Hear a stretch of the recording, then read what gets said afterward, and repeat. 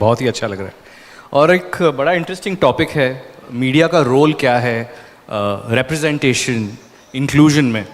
और ये काफ़ी सारी चीज़ें आई थिंक सिद्धार्थ सर हमेशा हमें कहते हैं कि ये कुछ चीज़ें सुनने में बड़ी अच्छी लगती है लेकिन काम क्या हो रहा है वो देखना ज़रूरी है। मीडिया में भी मेरी दुनिया टेलीविज़न और फिल्मों की दुनिया है। मैंने तकरीबन मैं अगर आपने MTV चैनल का नाम सुना हो तो मैं उसका हेड हुआ करता था। ये सारे अतरंगी जो शोज़ बनते थे, रोडीज़, बकरा, स्प्लिट्सविला, ये सारे मैं बनाता था, सॉरी। और उसके बाद मैं यशराज फिल्म्स में था तकरीबन 10 साल, तो काफ़ी सारी अतरंगी फिल्में वहाँ भी बनाई हैं हमने। धूम, मेरे डैड की मारुति, तो ये these are films I been associated with. और फिल्मों से इस देश में सबको बहुत प्यार है। और अगर बॉलीवुड और फिल्मों की हिस्ट्री देखें हम तकरीबन 1920 से फिल्में बना रहे हैं। 100 साल हुए, 104 साल हुए हमें पहली फिल्म रिलीज़ करें। और हम विश्व के सबसे बड़े फिल्म प्रोड्यूसर्स हैं एज इंडिया।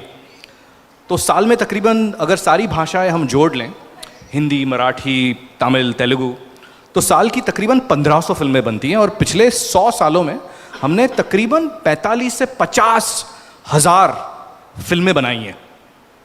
क्या आप जानते हैं इन 50,000 फिल्मों में सारी भाषाओं को जोड़कर कितनी फिल्मों में डिसेबिलिटी रिप्रेजेंटेशन था?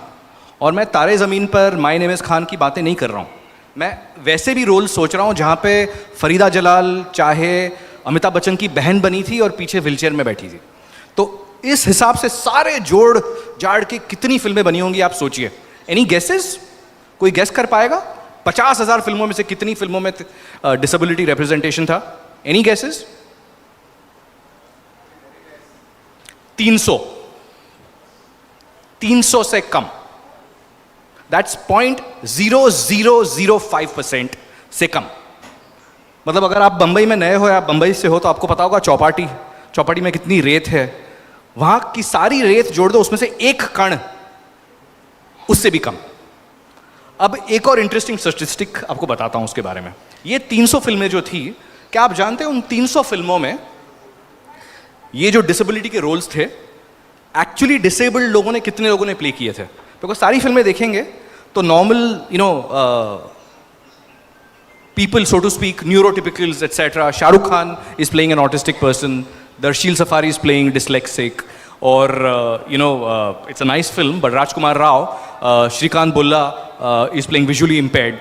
तो इन 300 फिल्मों में कितने एक्चुअली डिसेबल्ड लोगों ने वो किरदार निभाए थे आपको पता है? Any guesses? 15 से कम। 15 से कम। तो एक तो रिप्रेजेंटेशन कम नहीं है, एब्सेंट है। That's fundamental one. और दूसरी बात, जो रिप्रेजेंटेशन है उससे भी बदतर है बिकॉज वो मिस रिप्रेजेंटेशन है। 2 या 3 बहुत ही अजीब से नैरेटिव बनाए जाते हैं। अगर आपने रियलिटी शोज देखे होंगे, इंडियन आइडल, सारेगामा, तो जब भी कोई डिसेबल्ड पर्सन आता है गाना गाने तो वो पीछे वायलिन बजने लगता है। बड़ी बेचारों की कहानियां बजती हैं कि बेचारा, अंधी माँ, विधवा बहन। And I don't think that's the correct representation. These are heroes, these are not becharas. I think that is a fundamental gap जहाँ पे misrepresentation है। और दूसरा जो गलत representation है, जहाँ disability इस्तेमाल की जाती है कॉमेडी के लिए। एक मेरा दोस्त है, आपने शायद उसका नाम सुना होगा, रोहित शेट्टी। काफ़ी सारी बड़ी फिल्में बनाता है, सिंघम, गोलमाल। लेकिन गोलमाल में एक कैरेक्टर है तुषार कपूर का। It is played up for comedy for speech impairment, and I think वो गलत है। और हमारी कई बार बहस होती है उसमें, और होपफुली समझेगा, सीखेगा, बिकॉज वो करेक्ट रिप्रेजेंटेशन इतना ज़रूरी है मीडिया में। ना सिर्फ representation but correct representation. So media plays a very big role in finding that, and I think Siddharth sir I think pointed out. Hey, Rahul is here by the way, so good to see him again. Hello. पिछले साल राहुल हमारे साथ panel पर थे। और जैसे Siddharth sir ने अभी बताया हमें कि इट्स लाइक जेंडर इक्वालिटी पे अगर डिस्कशन चल रहा हो, और मुझे ऐश्वर्या बता रही थी वो कई बार ऐसे पैनल्स पे होती हैं, और 4 मर्द बैठ के विमेंस एम्पावरमेंट की बात कर रहे हैं मतलब बेवकूफ़ी वाली बातें। इट्स लाइक वो वुमेंस डे पे ऑर्गेनाइजेशंस में केक कटता है ना, और फिर लोग सब भूल जाते हैं 8 मार्च के बाद कि भाई वुमेंस डे कुछ था, बैक टू यूजुअल।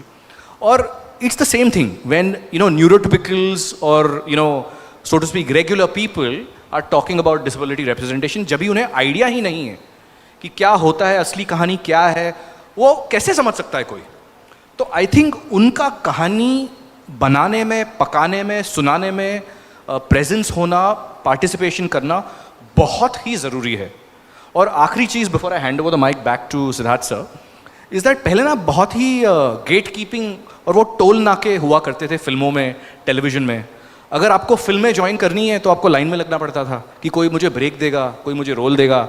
आपको रोडीज़ रियलिटी शो में भी जाना हो तो लाइन लगती थी ऑडिशन के लिए. कोई एक अजीब सा गंजा आदमी रघु आके आपको झाड़ देगा रोडीज़ के ऑडिशन में, या ये सारी चीज़ें होंगी. अब इंटरनेट आ गया और इंटरनेट ने ये सारे टोल नाके और जो गेट कीपिंग है उनकी धज्जियाँ उड़ा दी है. अब कोई ज़रूरत नहीं है इन चीज़ों की. आपको एवरीथिंग दैट यू नीड आपकी कहानी दुनिया तक पहुंचाने में आपकी जेब में है. यहाँ आप यहाँ पे कहानियाँ लिख सकते हैं, शूट कर सकते हैं, एडिट कर सकते हैं, पब्लिश कर सकते हैं, प्रमोट कर सकते हैं. एंड दैट इज़ वेयर आपका मैसेज दुनिया तक पहुँचेगा. तभी ये कहानियाँ बदलेंगी, लोग सीखेंगे, लोग समझेंगे और कहेंगे यार ये कहानियाँ तो हमने सुनी नहीं है और ये बाकायदा बहुत ही मज़ेदार कहानियाँ हैं. ये रोने धोने वाली कहानियाँ नहीं हैं, ये मज़ेदार कहानियाँ, इन्हें हमें सुनना है और ये पहले क्यों नहीं सुनी. And I think that is the opportunity that we should grab. किसी की ज़रूरत नहीं हमें अपॉर्चुनिटी देने की, ये हमारे पास है. और जैसे आई थिंक अमित ने बहुत अच्छे से डेमोन्स्ट्रेट किया कि आप किसी के लिए रुके हुए क्यों हो कि जाके 10 लोगों से हाथ मिलाइए. आप जाइए, खुद मिलाइए, और अगर वो हाथ आगे ना कर रहा हो तो झपट लीजिए, गले लगा लीजिए और झप्पी दीजिए ज़ोर की और कहानी सुनाइए. Thank you sir. End of gyan. Thank you.